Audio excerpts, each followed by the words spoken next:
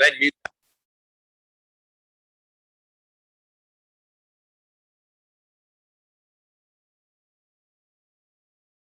Hi, sorry. This, yeah. All right, that mic's up. Number 3, check, check, check. Podium mic, check. And everything, so. Tom's mic, check. Keeping them live the whole time? No. These many mics in this echo room would be really bad. No, I had to hit it as you guys start to speak. Check 1, 2. Big sigh or something like that. You're kidding me. Okay, good.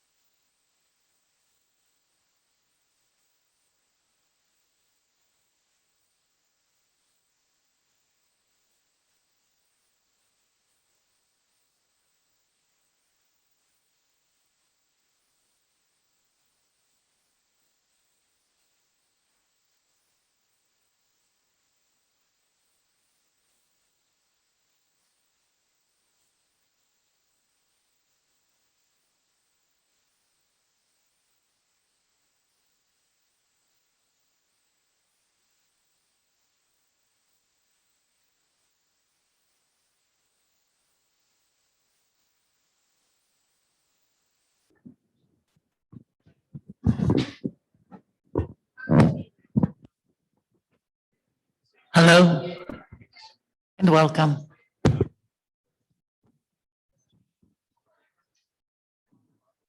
These are really important. If you are this far away from the mic, it doesn't pick up. Here for the Los Olivos Community Services District Board of Directors Candidates Forum. From now on, it'll just be CSD. I'm not going to say all that again.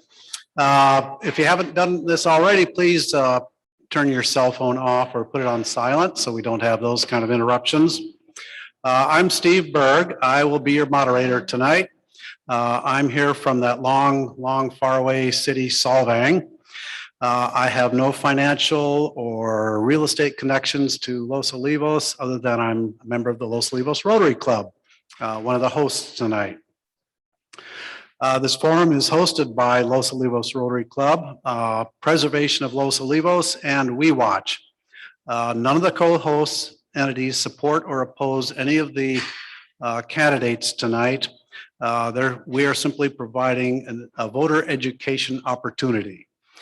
So why are we here? Tonight's forum is an opportunity for the 6 candidates who are running for the 4 CSD board positions to answer some questions and to give you a feel for where they stand on issues facing the CSD board. Tonight is not about specific wastewater treatment options. It's about the board candidates. So we won't be digging into the details of this versus that option, things like that. The board members will be elected by voters who are registered to vote in the Los Olivos CSD. In really simple terms, the board is charged with developing facilities to collect, treat, and dispose of sewage, wastewater, recycled water, and stormwater. All of that we just refer to as wastewater. When a plan or a project is actually developed, it will be put up for a Prop 218 vote by district property owners. So we have 2 different voting entities that are going to be involved in this whole project. So the district property owners who would be subject to tax assessments will be the ones who vote on what system, if any, is going to be adopted.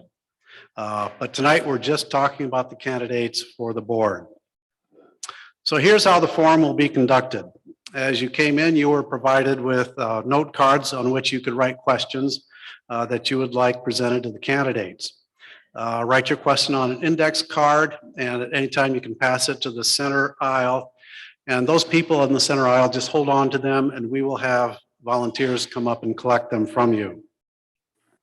Those questions will be collected at the end of the first half of the forum. And the volunteers will sort through them and, weed out any duplicate questions, things that have already been answered, things like that. And then the last half of the forum, we will present those questions to the candidates. Now, the questions in the first half of the program, the candidates have all seen them, and we will be asking 5 of those questions. Then we'll take about a 15-minute break while we sort the written questions, and then the candidates will be able to answer those. And then finally, each candidate will have 1 minute to tell you why you should vote for them. Alice Berg, my lovely wife, is our timekeeper, and she will hold up cards. The white one will be for 1 minute. The yellow one will be 30 seconds left in your time, and the red one is when you are supposed to end your comments. Some rules of decorum. The candidates have agreed that their responses will address the questions with their views and qualifications, and they will not comment about other candidates.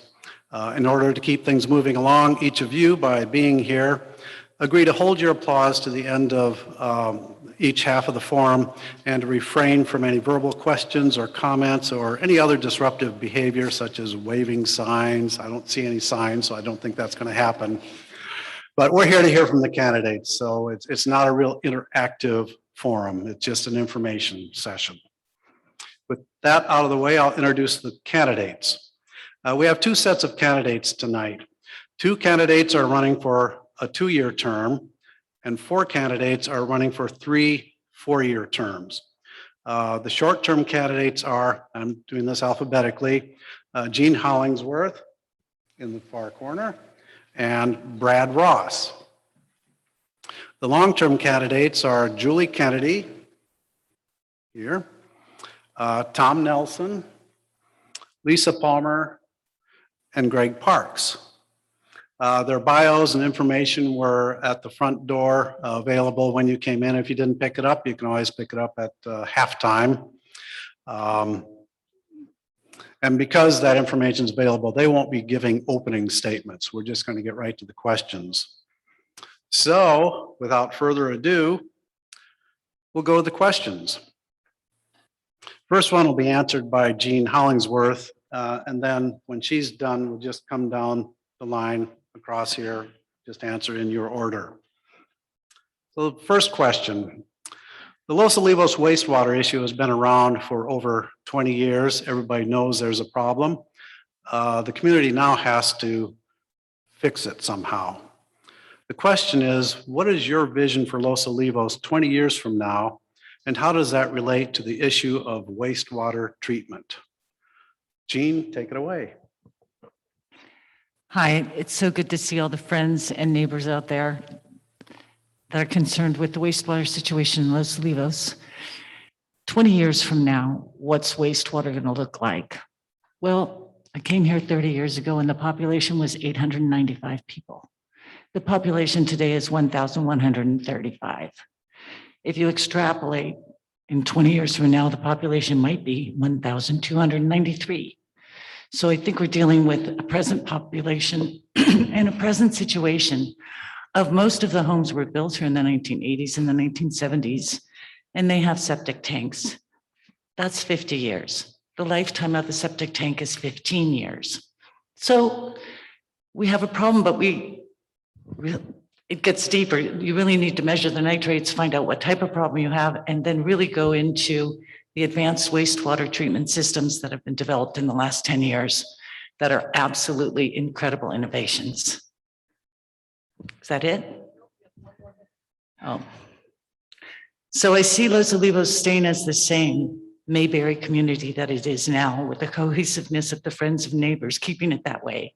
And for us really dealing with the problem, like the commercial core is a different problem than the residential. The commercial core has grease traps, wine fermentation, milk.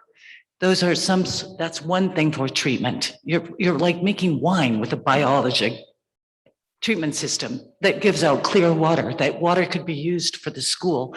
There's all sorts of possibilities to make this a really good thing for everyone. And if we make it a public program with the district, which we have finally formed, we can probably get public grant funding and assistance.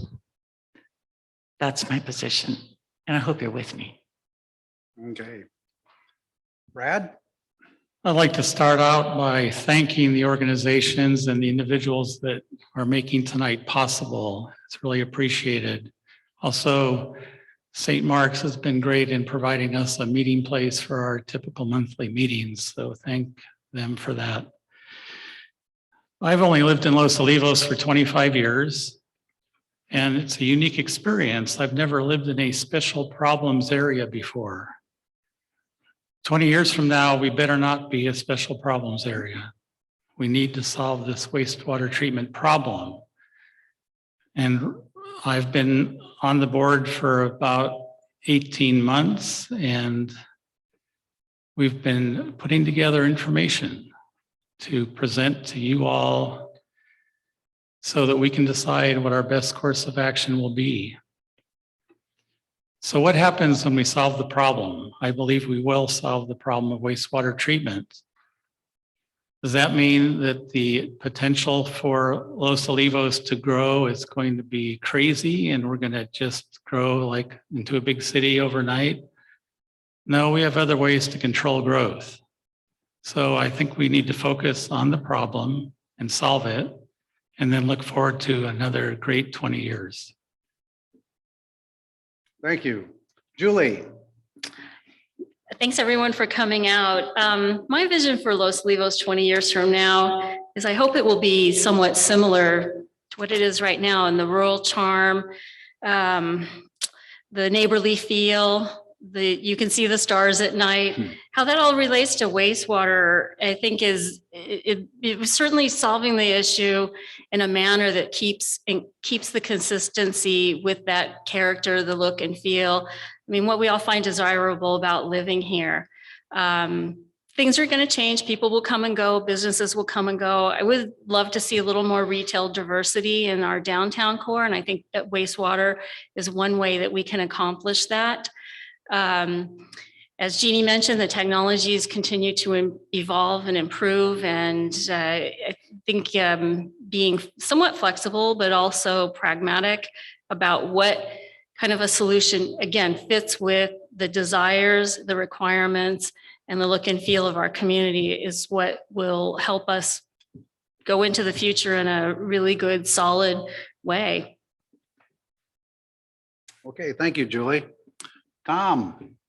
Hello, thank you all again for being here. This is my first opportunity to participate in a forum of this type.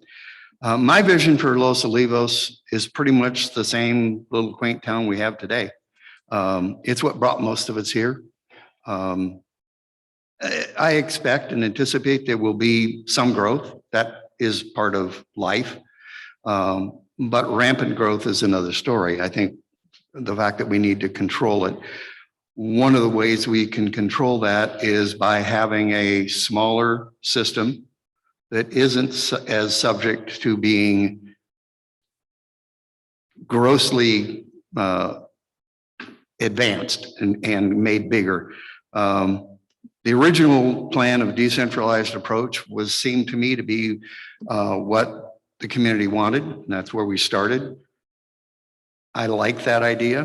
It addresses the primary issue, and we can take steps from there. I think really my vision for Los Olivos in 20 years is more about what I don't want, which is large development and uncontrolled growth.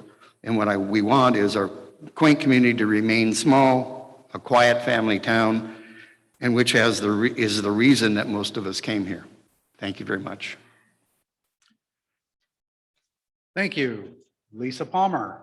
Thanks, Steve. And again, thank you to Preservation of Los Olivos Rotary and We Watch for hosting this. This is so great to have everybody here in one place to hear from your candidates and participate in what has been a longstanding issue and will continue to be a decision we need to grapple with as a community. So my vision for 20 years from now in Los Olivos is that we won't be talking about wastewater.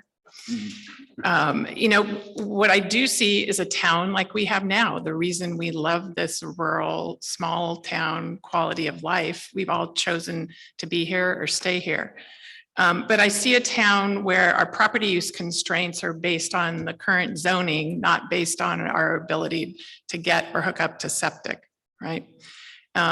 We can have development constraints based on capping the size of a treatment plant, right? If you cap that size and you don't have access to excessive capacity, and that's a subjective term that we're going to have to address, that caps any potential for development. Also, for new construction and hookups, the district's going to have discretion whether to issue permits. And some future board will wrangle with what those policies and regulations look like and criteria that you have to meet to potentially hook up to a system. So those are safeguards. If we're forward looking, we can set the groundwork for and lay that in place now to protect our community. As Julie mentioned, I see with this, particularly downtown, a marketplace rebalancing of what we're able to see and have in our downtown area. And hopefully that would lead to more resident serving businesses in addition to visitor serving. So having that recalibration once we have taken care of the wastewater issue, I think is something we can all look forward to. Okay, thank you. And finally, Greg Parks. Finally, thank you. It's a good question, what Los Olivos is going to be like in 20 years. And like most of the other candidates, I think that what we envision is a town similar to the one we have now, because we all love a nice, small, quaint town. And then how we get there is going to be a bit of a question as we go forward. And I think that's why we're all running. I really enjoy the open space and the ag around us. I don't want to see a town that has grown beyond its current borders. I think the surrounding area is part of what makes the town so special. And what I see forward in 20 years in a wastewater issue is hopefully we'll have a really efficient groundwater monitoring system. So we really know what the problem is and how we're doing on that system. Right now, I think it's an old testing that's been done, and we're not exactly sure where we are. So I think that's one thing. If we can get that in place, then we know how to go forward. The other thing, in 20 years, I hope that at least we have the downtown district has been, the waste has been taken care of. We have a good efficient system in. I think there's a lot of good technologies that can handle that now. And then with a good groundwater monitoring system, if we need to go beyond the downtown, I think that will be addressed and hopefully taken care of at that point as well. Thank you. Thank you. Question 2 will first be answered by Brad Ross. I'll ask the question first, though.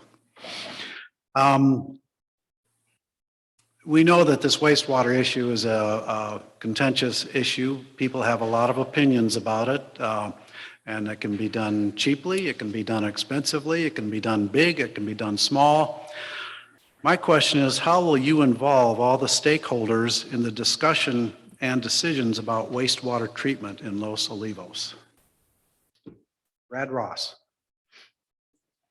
We definitely want to reach out to all of the people in the district, and it's not easy to do. And I know some are not too interested in the topic anyway. But what we are doing now is we have our monthly meetings, and we do invite public comment. We also invite discussions one-on-one after the meeting. I think one of the key things that we need to get better at is configuring the agenda so that we can answer your questions on the spot. There's a Brown Act that restricts what we can do as far as quote new information. And that's the main reason why in most cases we don't answer questions during our monthly meeting. But I think there is a way that we can open that up and make it so that you can get your answers right away. Of course, the other option is if you email your questions ahead of time, then we can put it on the agenda and make sure we have a good discussion about it. I've also been taking notes on the questions during our monthly meeting, and I'm hoping to put some of those on the agenda for the meeting next week. So that's one way to get the information out. But bottom line is we're here to serve. We want you to be involved because you're going to make the final vote. So do not be afraid to talk to us. We're going to be very happy to answer your questions and listen to your suggestions. Thank you. Julie Kennedy. So I think there are three things that can really improve the ability for the community at large to get involved, get the information they need, assess and make some good decisions as we move forward. Also provide the feedback that the board needs in terms of the work it's trying to do to determine what sort of system or a combination of things that are going to address the overall problem. The first is education. This is a really huge one, and it may be even something as simple as starting out with some sort of document that just lists the terms that are associated with wastewater. I know tend to be in the meetings, you hear a lot of terminology, and I'm sure very few people here are wastewater experts. Probably a lot of this goes right over your head. And what does that mean? Affluency or affluent strength. What does all of these things mean? So education first, like I say, it could be as simple as just starting out with some simple terms. Next would be something that would just describe what are the components that are in a typical wastewater treatment program or plant or operation. And how does it work, from something as simple as your septic tank on your property to something as large as a plant that serves the whole community.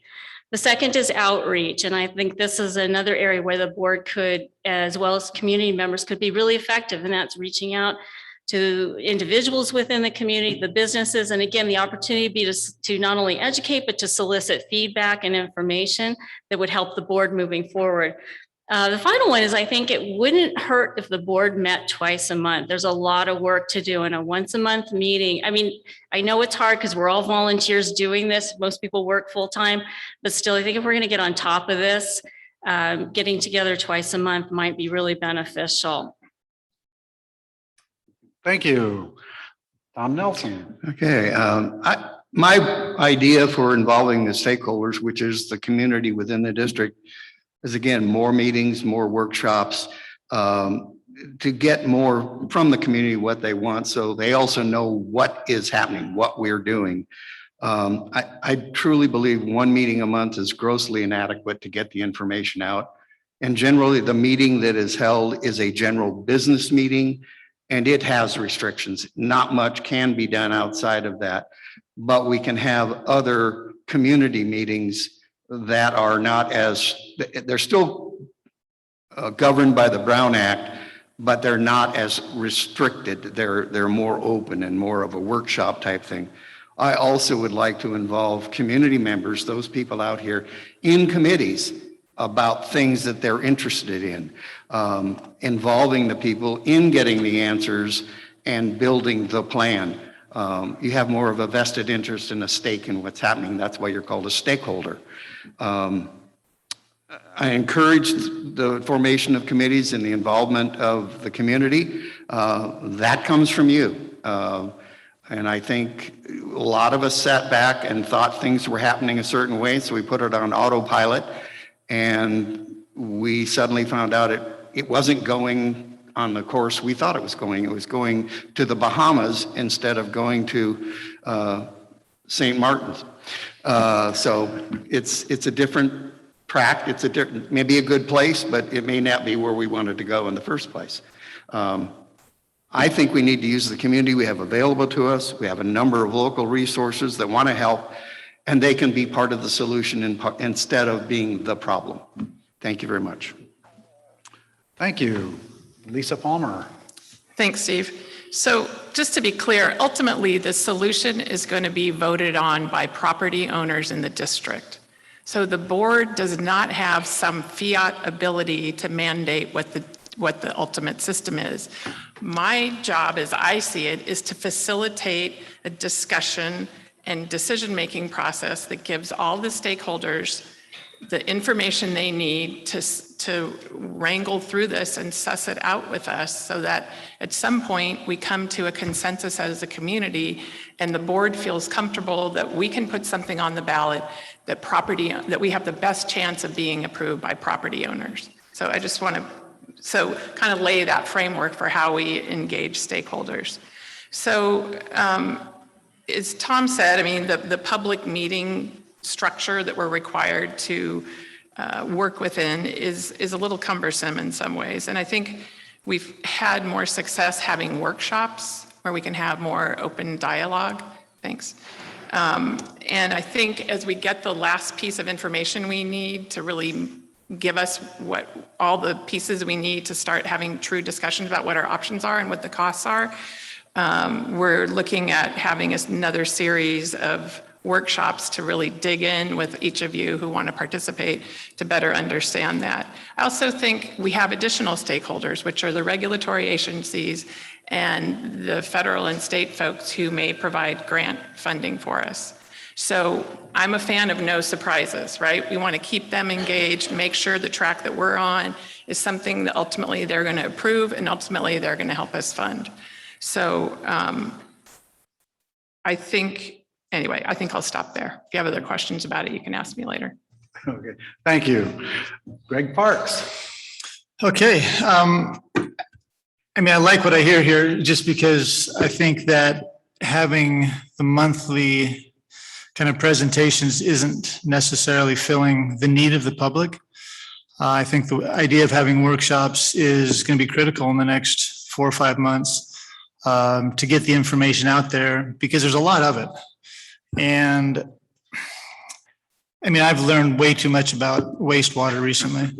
I mean, unfortunately, I know the terms and yeah, I never thought I'd ever be this involved, but I think it's important. And I think it's important that everybody at least has an opportunity to get to know what the terms are, you know, like Julie said, and also the different options that are out there. And I think if we have the good open discussion about that and hide nothing, explain everything to the people that are really interested, which I hope everybody is, because it is important and it is going to have long-term consequences financially. That if we could have those meetings and have open discussions, questions and answers open at the same time, I think we can find our way to a good solution. Thank you. Thank you. And Jean Hollingsworth. Thank you. Well, how included do you feel now? When we were making the Los Olivos Community Services District, it was really painstaking. And we celebrated when 73% voted for it. So we had an entity that could speak to other government agencies for Los Olivos and for the citizens of Los Olivos. That was really important. I think you're really included now too, but I think we need to all look forward in the same direction.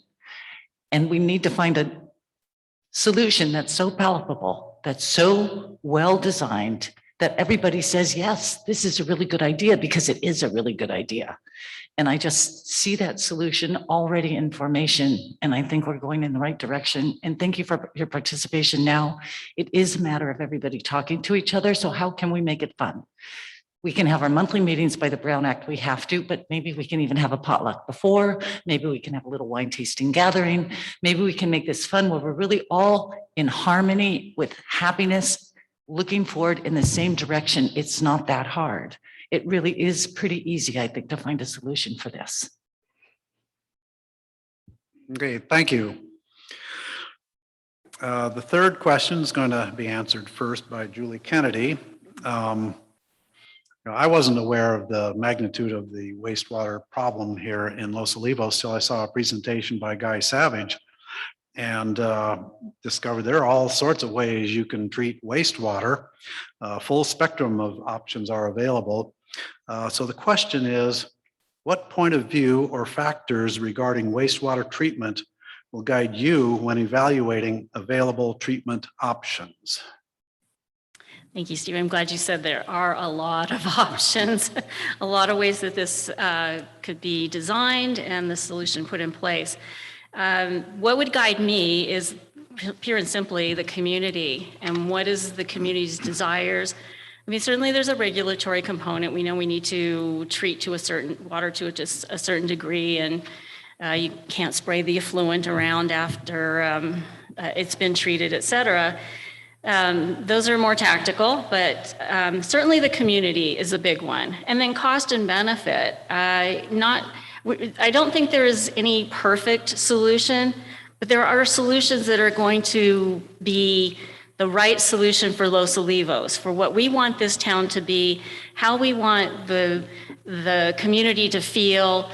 What are the needs of the individual residents and other property owners? I mean, we know we have people on fixed income. We have people who already have advanced wastewater on their property. So it's really a multi-pronged approach. The phased approach was, when we first started out, was certainly one way to approach it. Whether that's still the right way, the wrong way, it's going to ultimately come down to balance, in my opinion. And it's a balance of, again, the community, cost, benefit, and location. There's so many factors. And again, it's going to come down to a good balance of all these things that create the solution that the community can stand by. Thank you. Tom, your turn. Thank you. One of the things that I came to my mind as I was preparing for this is I haven't thought this much about this subject since I was 2. And it all depends on perspective, where you're looking and what you know. I think the point of view for me are the things that will keep the integrity of Los Olivos as a small town. What works best to solve the problem with the least cost and the least disturbance to the community?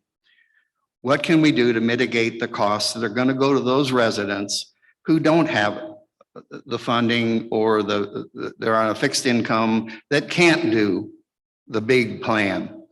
My concern is, where are the problem areas? Where are those septic tanks and leach fields and dry wells that are failing?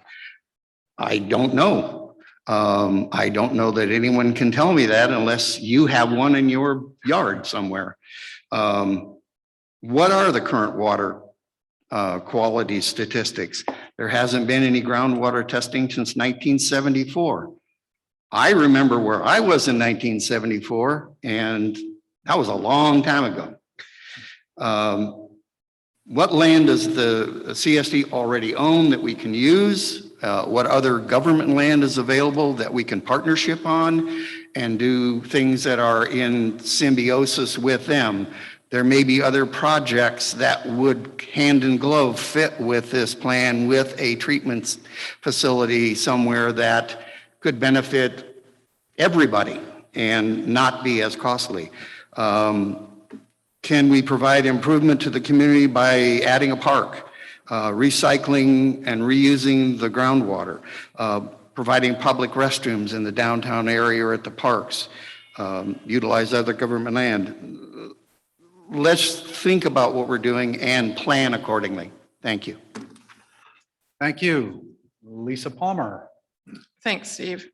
So in looking at evaluating treatment options, I think, again, first of all, I'm not committed to any technical solution at this point. I think it's premature until we have both the technical data and the costs associated with it, which we're closing in on. I'm committed to facilitating, as I said, a community consensus so we can maximize our probability of success. As far as evaluating options, I would also be looking at, can we fund it? right, we might like the option, but can we get it paid for? If you've looked at the gravity system, you know, it's a $47 to $48 million price tag. Clearly, we don't expect, nor would I pay for that at rack rate. So we need to look at what federal, state grant solutions, partnerships are there available to reduce ratepayer costs, especially for those on fixed income. I know there's been a lot of talk about the downtown core, but for every time I hear about that, I have 2 residents coming to me and saying, my system's going to fail. What are you going to do for me? 2/3 of our properties in the district are residential. 1/3 are the core and the immediately adjacent residential. So we need to balance that. Then environmental review. I mean, we look at a potential solution. We're going to have to look at what the cost benefit is of that. You know, are there unanticipated issues we might face there? And then lastly is the regulatory, not just approval, but support, right? I mean, I look at it as a 3-legged stool. We've got what the community wants, we've got what the regulators will tolerate or support, and we've got, can we fund it? So when we're looking at, again, the treatment options, those are the 3 elements I'd be looking at trying to balance. Thank you. Thank you. Greg Parks.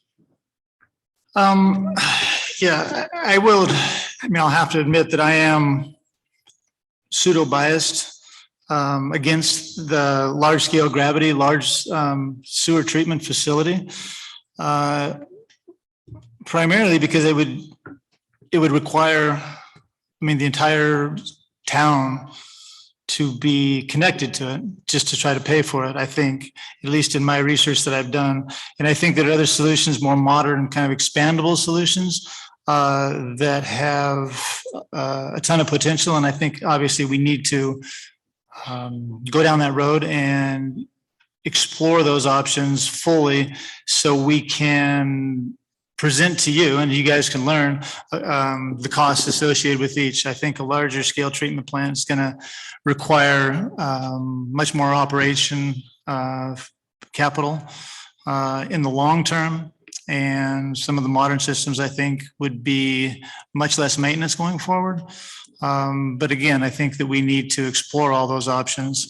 And I think if we had a phased approach, as long as we can get approval through that, we don't have to jump on board with a huge project, and we can take care of the most concentrated waste first, which is typically businesses and not residences. So I think that's, I'm kind of biased in that regard. I just want you to know that. Thank you. Thank you. Gene Hollingsworth.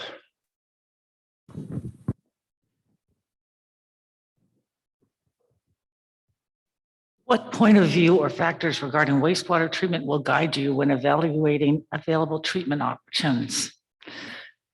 I think that we should look in the same direction for a treatment option and find where we're going in that. And then cost is always a factor, but you need to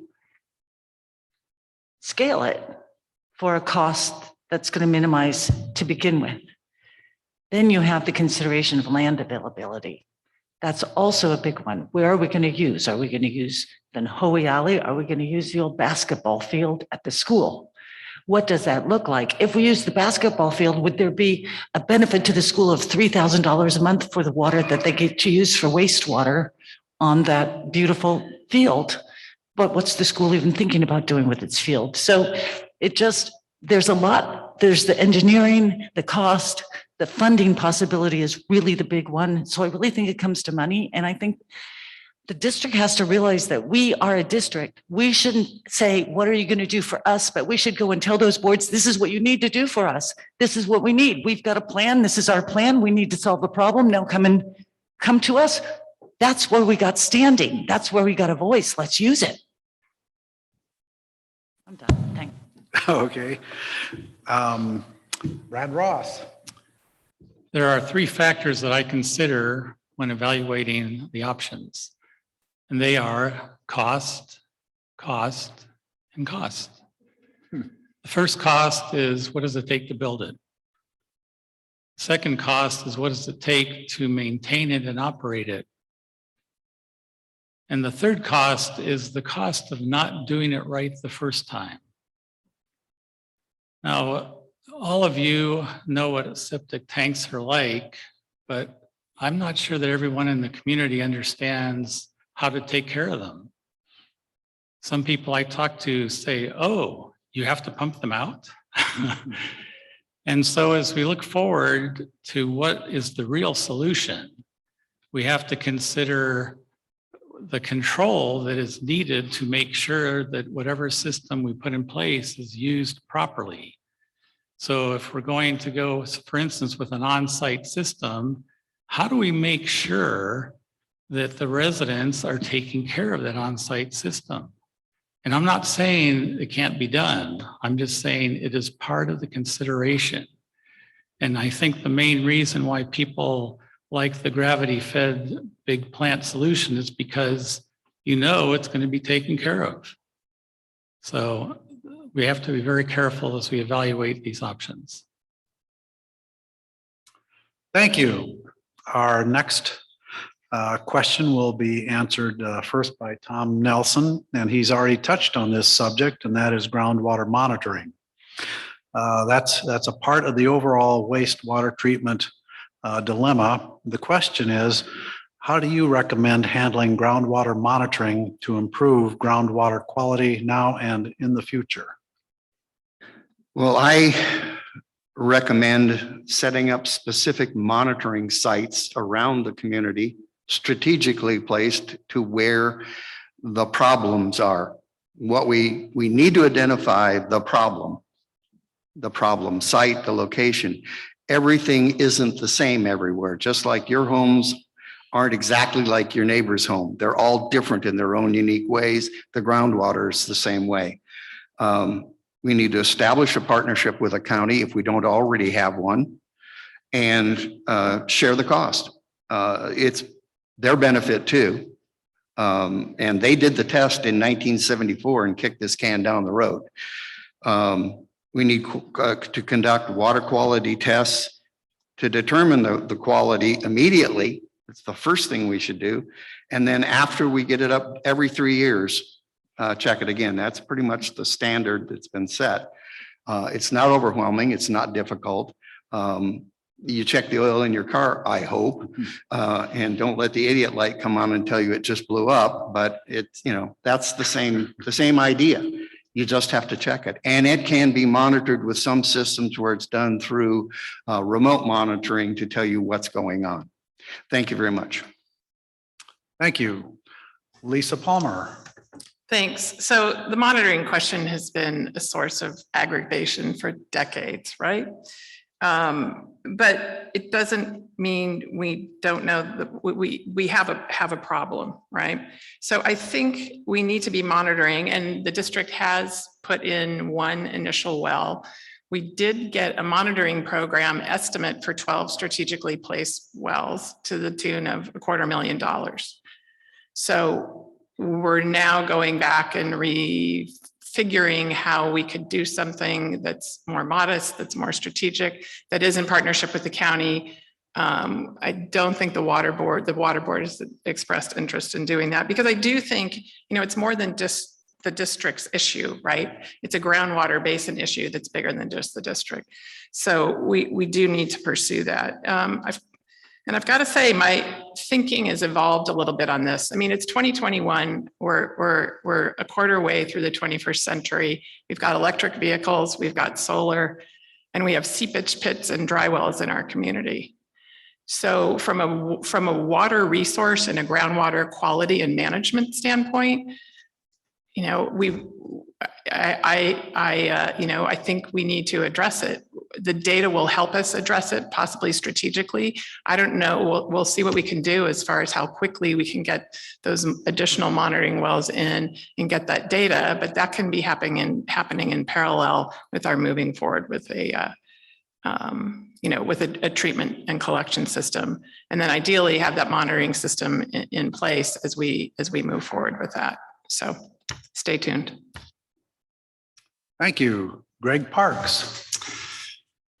Yeah, I think we're all probably on board, and the same there is that when you look at what the studies have been, they're all pretty ancient. I mean, 1974 is a while ago. And there was a study, actually a monitoring plan that was developed, and I think it was April of 2021 by GSI Water Solutions. And they had a map of 6 initial wells, followed by, as money came on board, 6 additional wells.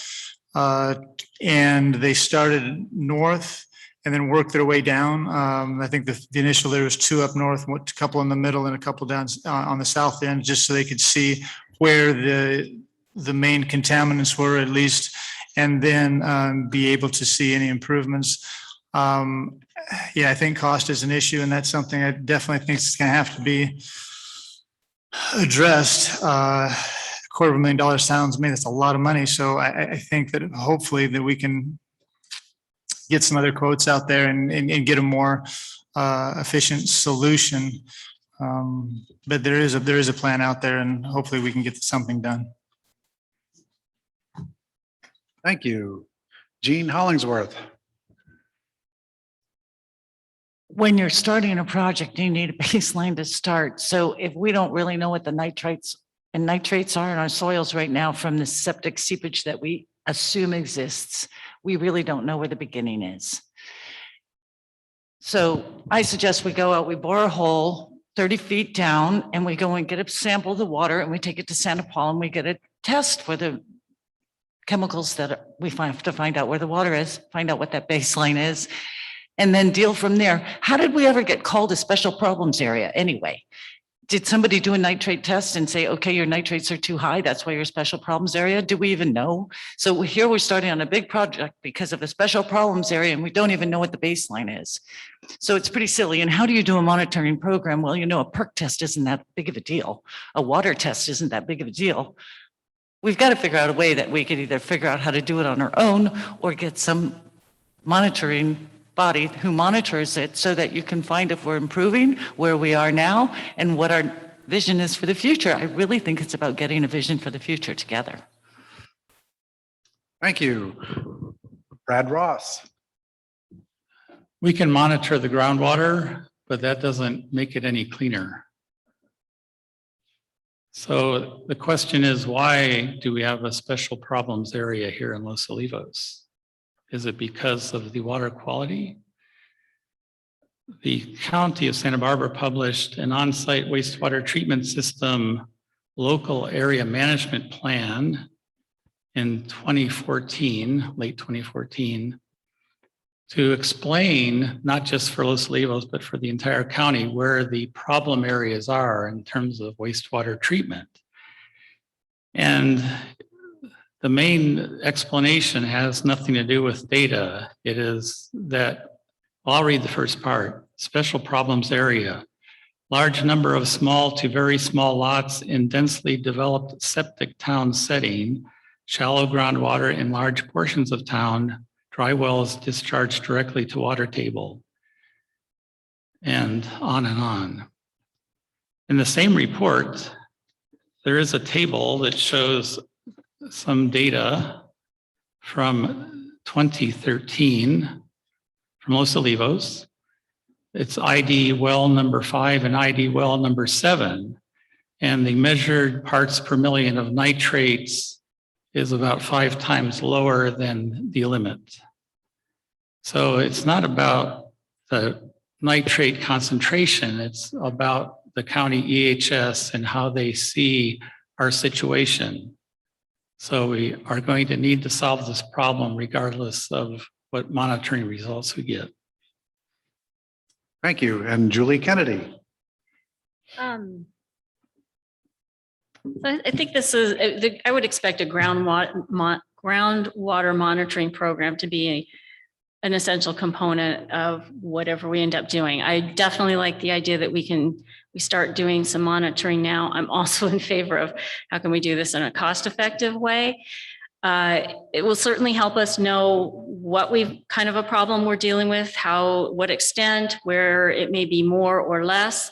But as we then evolve and start to put a solution in place for the community, It will help us determine, are we meeting the needs for the regulatory and water quality standards? And is the solution effectively addressing that particular component? I think it would also help us, frankly. I know we always talk about this high water table in Los Olivos. I, for one, am not so sure we've got that anymore. I know our front lawn is kind of sunk a little bit over the years with all the drought. So again, just it's an essential part. How we get there, I think, will also be a partnership with the county. Also, very important part of the overall treatment program that we define and what the community ends up voting on. Okay, thank you. Our next question will be first answered by Lisa Palmer. And we're going to talk about the elephant in the room, and that has to be money. How would you fund a wastewater treatment system, and how will you help fixed or lower income owners pay for their share of the costs?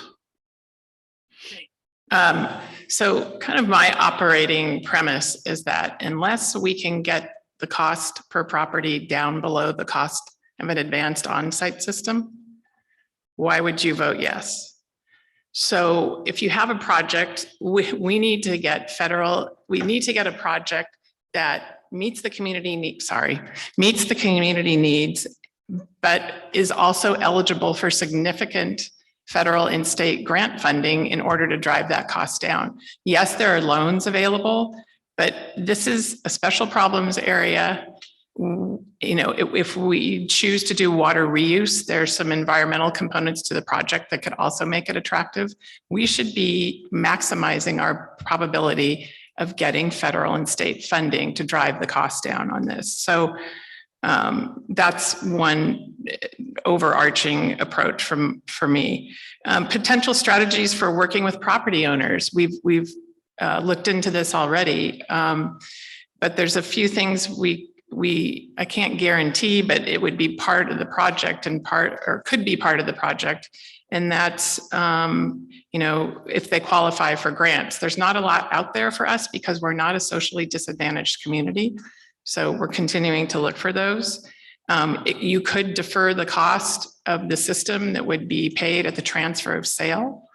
We've talked with EHS about some other strategies they've used in low income or fixed income residents in other communities to see how we might integrate that into a project. It just depends on whether it's advanced on-site or part of a larger system, because maybe there's financing that's advantageous for fixed income that would be available.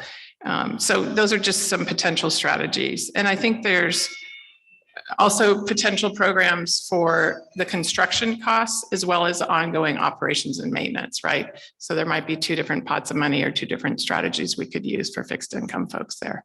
Thanks. Thank you, Lisa. Greg Parks.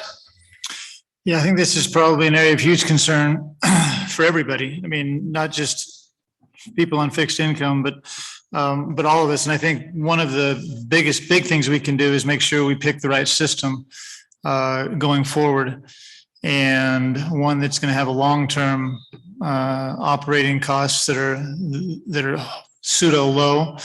And I think that luckily, I'm hoping that there's a lot of grants going to be available, especially with the new infrastructure bill that's been passed. I hear good things about it. It's relatively new in the process. But I think if we have a system that does reclaim the water, especially in drought conditions, it gives us a benefit that we can use to get some grant funding. I know there's some for on-site systems for low income people right now, but it's not a ton. It's like $10,000, and then you get low interest loans for another $30,000 for a total of $40,000. But hopefully we can do something with our wastewater system in town that would beat that. I mean, like Lisa said, I think that's going to be the goal. Thank you. Thank you. Gene Hollingsworth.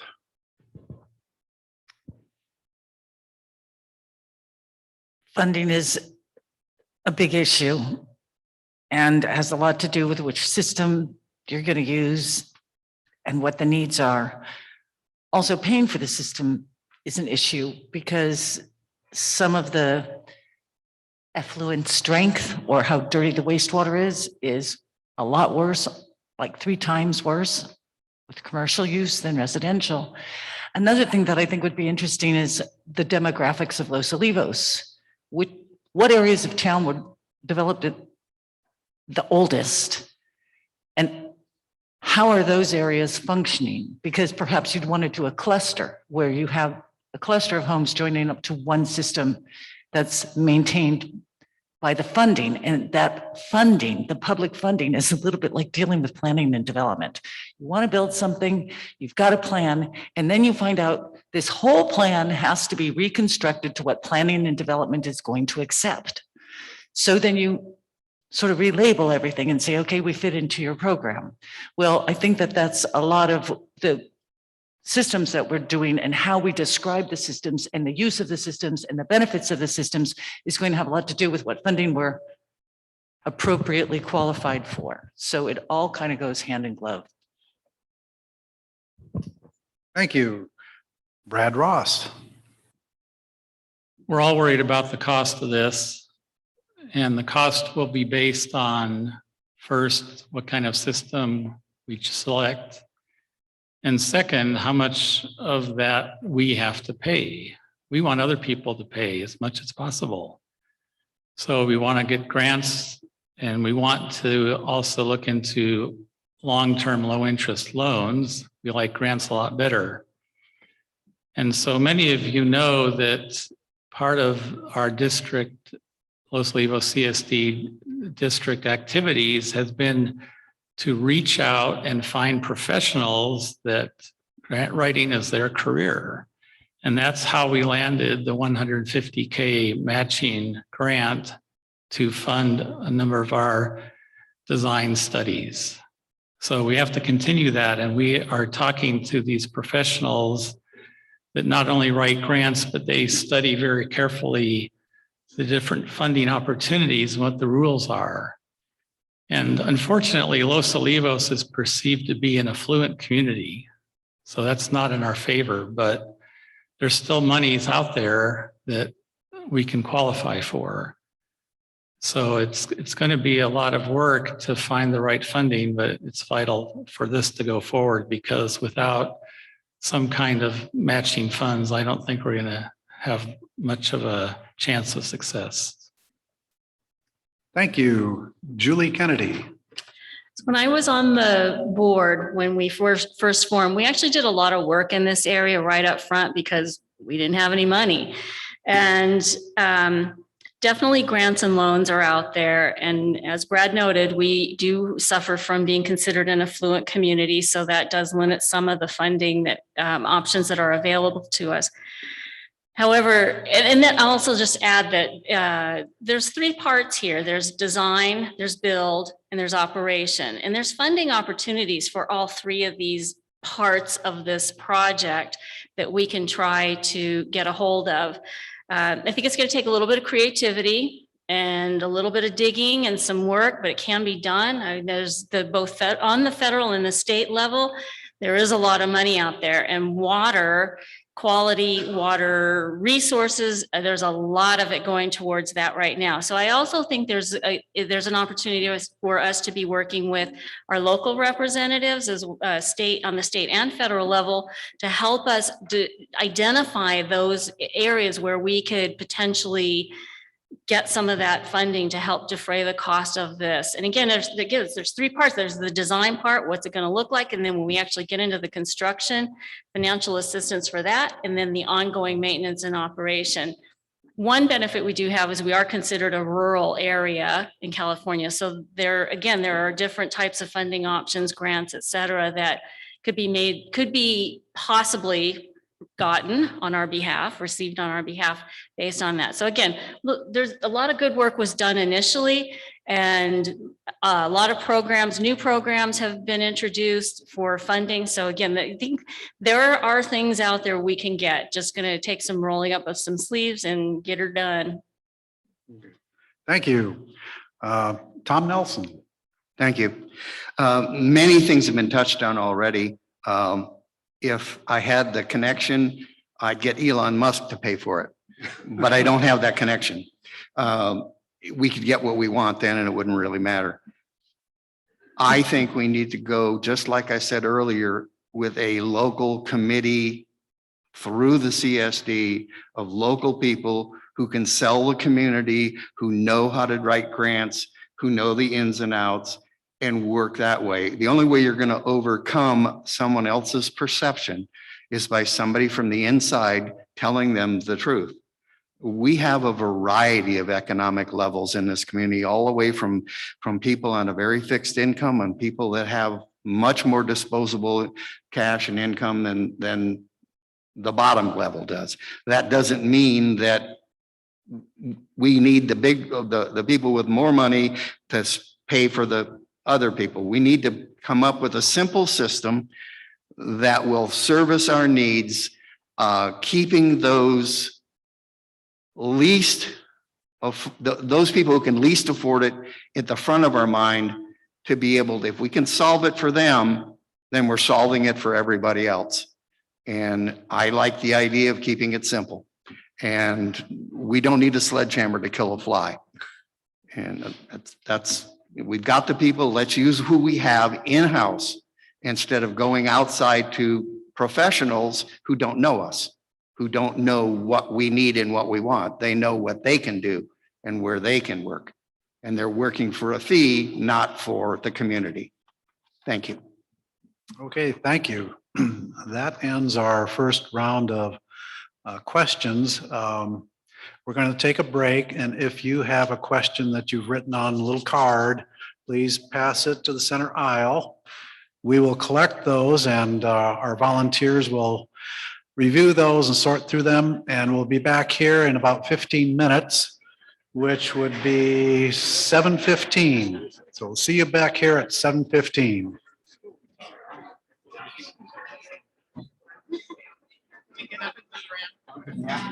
Oh, yeah, yeah. Yeah, we're not on an airplane. Get up. Yeah. Go refill your water. Yeah, and I don't want to go. No.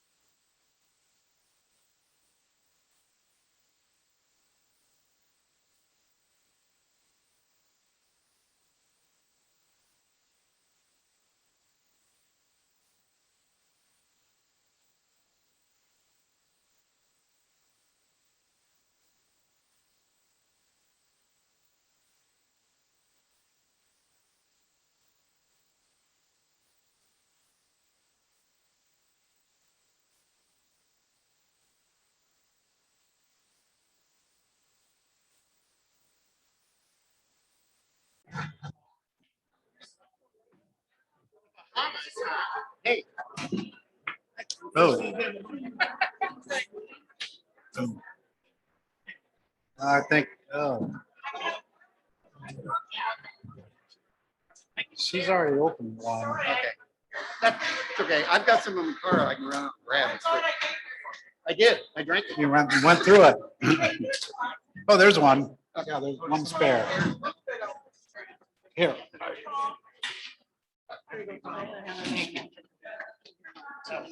Yeah, there was an extra one.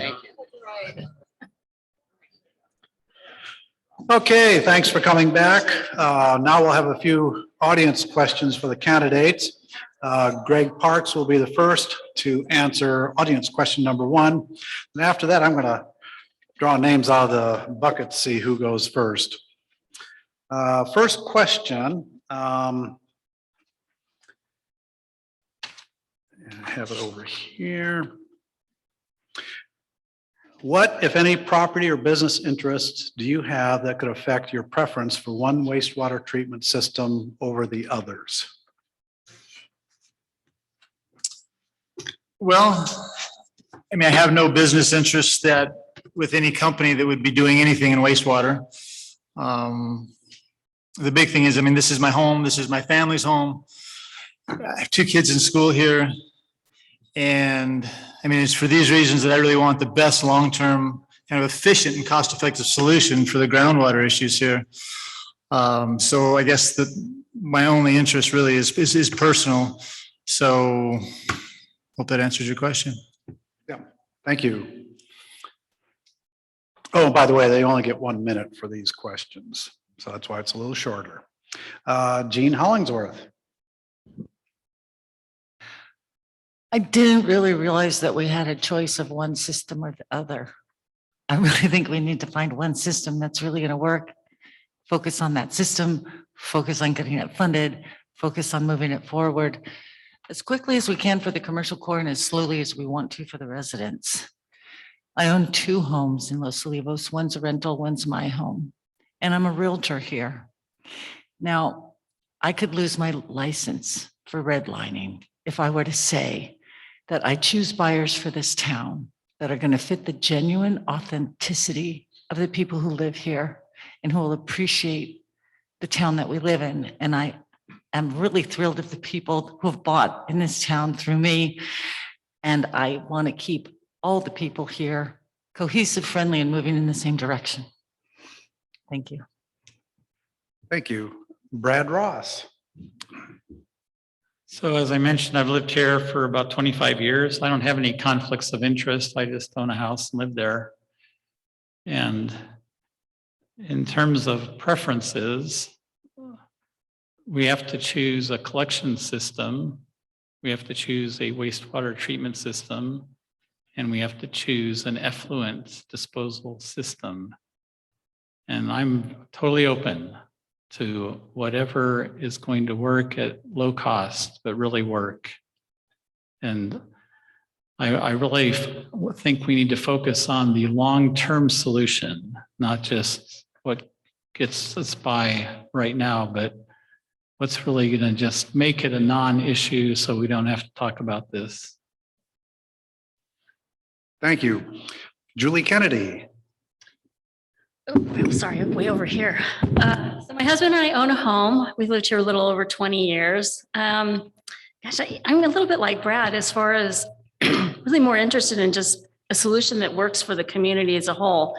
What that means for our property, I mean, okay, obviously I would really love to not see our newly installed landscape in the front yard be totally torn up.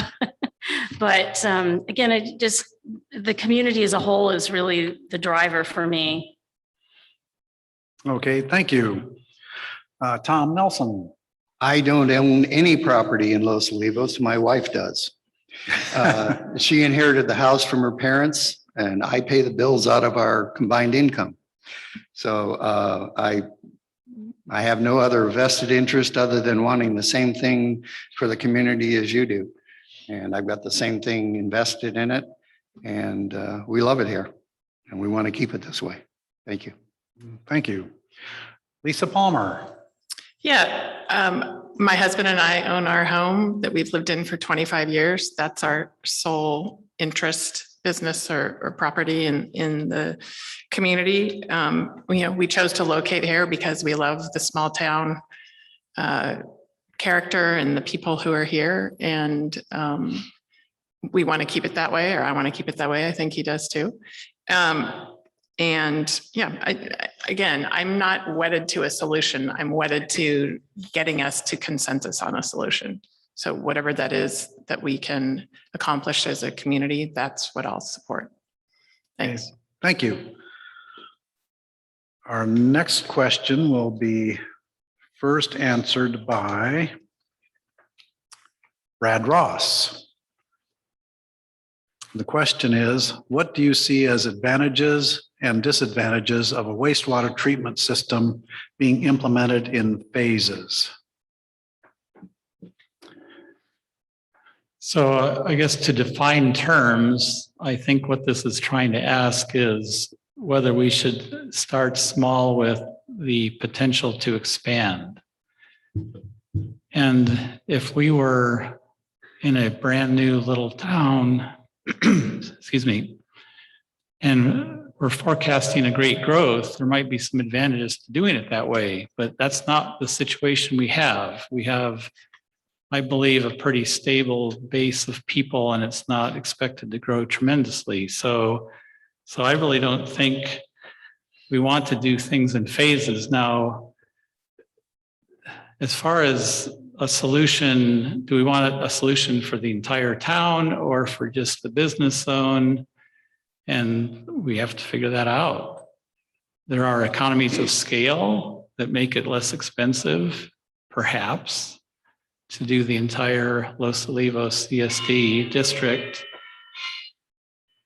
But it may be also much better to have a solution just for where it's needed most. Thank you. Julie Kennedy. The advantages and disadvantages are cost and time. They're both advantages and disadvantages to a phase approach versus a whole community approach. Again, I think that as we move through this and start to coalesce around a solution that meets